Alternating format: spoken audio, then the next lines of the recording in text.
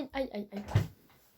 Bonjour à tous, je suis de retour sur YouTube. En fait depuis mon vlog de rentrée j'ai rien fait. Promis, je vais reprendre un peu les vidéos, je vais essayer de redevenir active. Aujourd'hui je reviens avec un sujet que je suis très contente d'aborder. Ma passion entière, les livres, je kiffe.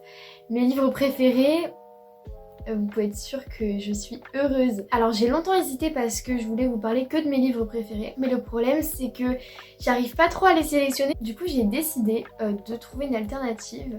Je vais faire le tag de Pocket Jeunesse, les livres préférés.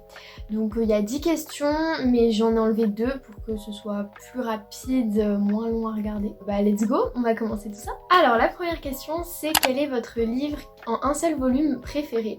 Donc mon livre préféré de tous les temps, de l'univers entier, c'est Revanche de Kat Clarke. Est-ce que c'est étonnant que c'est du Kat Clarke? Je ne pense pas. Revanche, c'est le gros coup de cœur de ma vie, vraiment. Donc je vais vous raconter un peu de quoi il s'agit. Dans Revanche, on retrouve Jemima Hallyday, donc Jem, qui a un meilleur ami qui s'appelle Kay, je ne sais pas comment on prononce. Un jour, sur internet, va se diffuser une vidéo de lui compromettante et Kay va donc se suicider. Jemima, qui avait que lui comme ami, qui voyait son futur avec lui, va s'effondrer et veut dans un premier temps se suicider. Mais un jour, la sœur de Kay va remettre à Jem une enveloppe avec dedans 12 lettres, si je ne me trompe pas, de Kay qu'il a écrites pour Jemima. Et elle doit les ouvrir une par mois pour survivre en fait à cette première année sans lui parce que c'est toujours plus compliqué au début. Et donc on va voir dans ce livre si elle va renoncer ou pas à l'idée de se suicider, mais surtout son but en un an c'est de se venger de ceux qui ont diffusé la vidéo de Kay. Donc du coup elle va essayer de découvrir qui c'est qui est à l'origine de cette vidéo, enfin qui a filmé, qui l'a posté sur les réseaux sociaux pour venger son meilleur ami qui est mort. Et donc cette histoire elle est incroyable. On a toujours le côté choc de Kat Clarke, le côté un peu dérangeant, je sais pas comment dire mais genre ça fait un peu peur, c'est sombre des fois, enfin ça parle de suicide, ça parle de vengeance, donc c'est assez... Voilà, c'est assez sombre, mais c'est ça qui est trop bien chez Kat Clarke. Et c'est tellement addictif que tu le lis super vite parce que t'as trop envie de savoir ce qui se passe après. Tu t'attaches trop aux personnages, tu les aimes trop. Même Kay, il est mort, mais pourtant, à travers ses lettres, on va s'attacher à lui. Et c'est ça qui est incroyable. Et la fin, c'est juste, découvrez-le. Je l'ai lu 3 fois parce qu'il est incroyable. Et franchement, il faut que vous le lisiez absolument. La prochaine question, c'est quelle est votre série de livres préférée? Et... attention, verdict, c'est After de Hannah Todd. Cette série... il y a des critiques à faire. Le style d'écriture n'est pas forcément incroyable. Il y a des situations que j'aime pas, genre qui donnent une image de la femme pas ouf, même de l'homme. Et c'est très cliché. Mais vous allez vous dire pourquoi c'est ta série préférée alors si t'as autant de critiques à apporter. Tout simplement After c'est trop un mood, c'est trop dans l'ambiance etc. C'est tellement ça en fait et tu t'attaches tellement au personnage que finalement, en fait, ça dépasse toutes les critiques qu'on peut faire au premier abord. Je trouve que ça les dépasse parce que c'est tellement attachant. Donc, je vais vous expliquer un peu l'histoire vite fait, brièvement. Alors, c'est l'histoire de Tessa, qui est une fille modèle. Elle est totalement pure, elle a des bonnes notes, elle a un avenir tout tracé. Vraiment, tout se passe bien dans sa vie. Et d'un côté, on a Hardin, qui lui est un peu...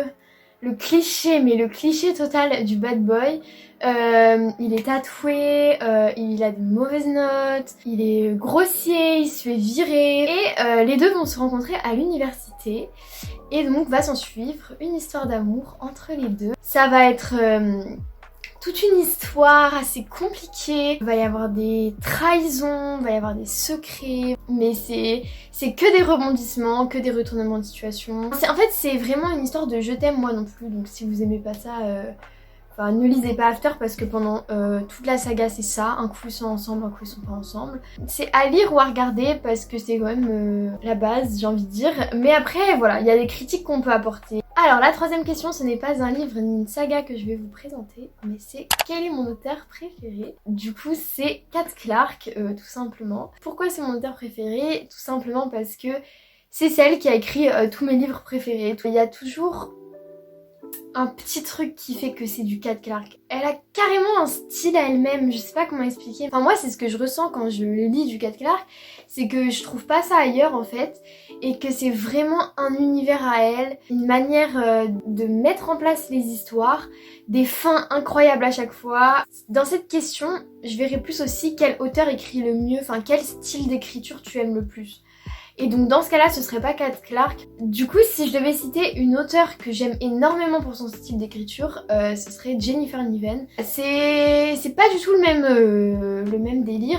Kat Clarke, c'est vraiment parce que ses histoires sont ouf et parce que j'aime trop ce qu'elle fait. Et Jennifer Niven, c'est vraiment pour son style d'écriture qui est incroyable. Je l'avais présenté dans ma vidéo book haul de mon anniversaire et donc c'était l'été de tous les possibles. Et du coup, je vous montre après lecture tous les post-it que j'ai mis. Je vais rien vous dire dessus, mais parce que je vous laisse la surprise.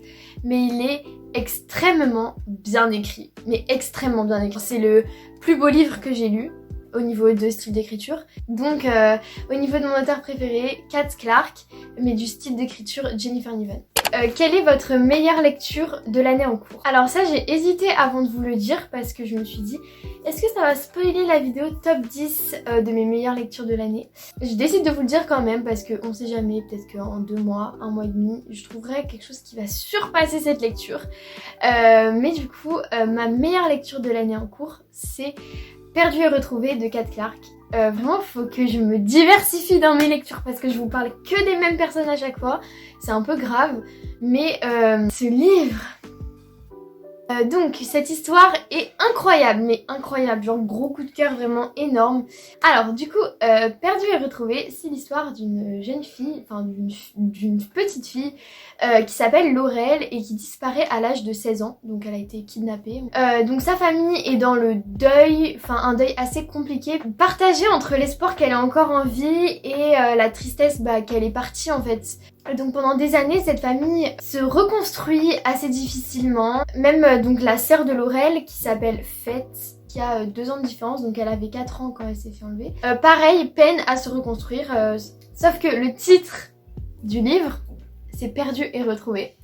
Donc vous imaginez bien que 13 ans après, Laurel réapparaît. Enfin elle est retrouvée en fait, le commissariat appelle la famille en mode ouais votre fille est réapparue. Enfin faut venir l'identifier, venez nous dire si c'est elle ou pas. Et donc Laurel est de retour dans sa famille. Donc en fait cette histoire, c'est la réintroduction de Laurel dans sa famille.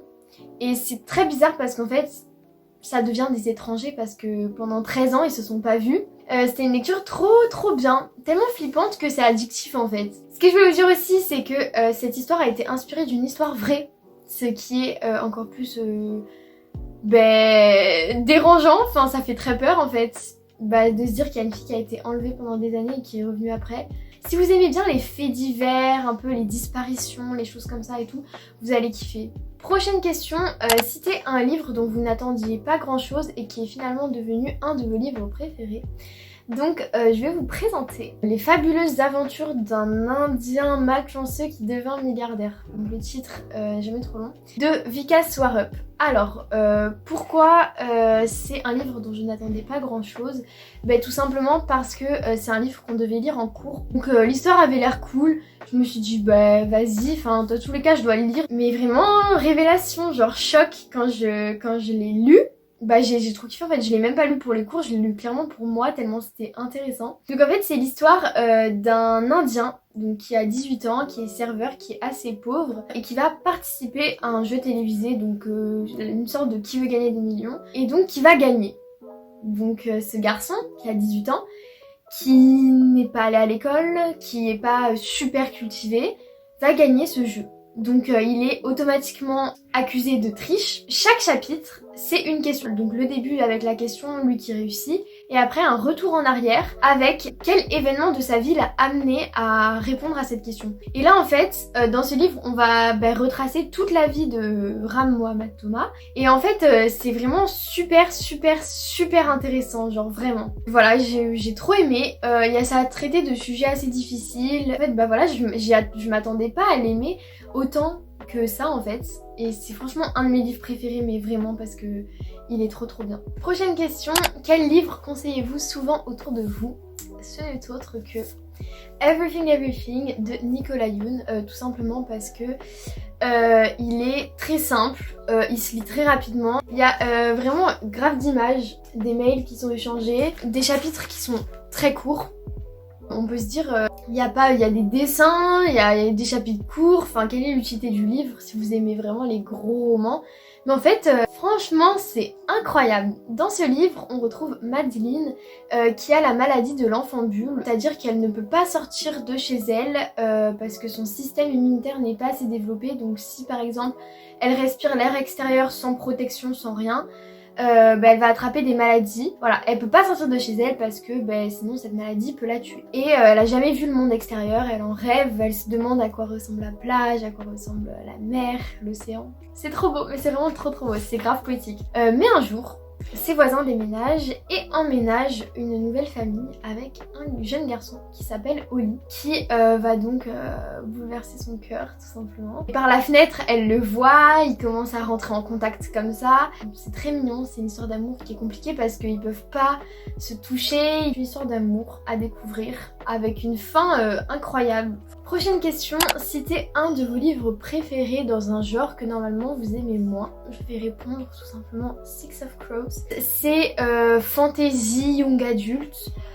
Donc young adult c'est ce que je lis souvent, mais fantasy je lis pas trop, mais Six of Crows était ma foi incroyable. Donc Six of Crows, si vous connaissez pas, c'est tout simplement le livre qui a inspiré la série Netflix Shadow and Bone. Donc c'est l'histoire de Kaz Brekker. C'est un garçon qui traîne dans les rues, qui vole, enfin il traîne dans des trucs un peu louches. Kaz Brekker un jour va avoir la mission de réaliser un casse. Il va devoir retrouver le scientifique qui a créé le Jurdapardem. Donc le Jurdapardem c'est une sorte de drogue très néfaste pour les Grishas. Et donc le créateur du Jurdapardem, donc le scientifique, a été enlevé. Kaz va devoir le retrouver. Sauf que pour le retrouver, il va pas pouvoir le faire par lui-même, il faut qu'il crée une équipe. Ça va être voilà, une histoire de kidnapping, de vol, etc. Alors le début est très compliqué si vous n'avez pas lu les Grisha avant, donc je vous conseille peut-être de commencer par les Grisha et après